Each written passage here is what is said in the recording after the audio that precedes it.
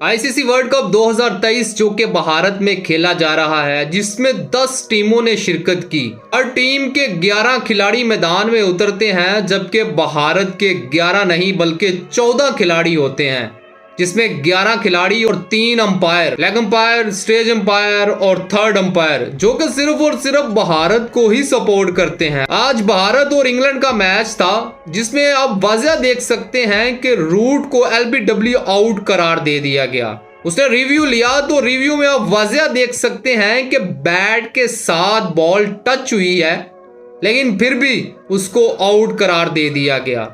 अगर आपने ये वर्ल्ड कप भारत को ही जितवाना है तो अभी से ये टूर्नामेंट खत्म कर दें और ट्रॉफी भारत के हवाले कर दें।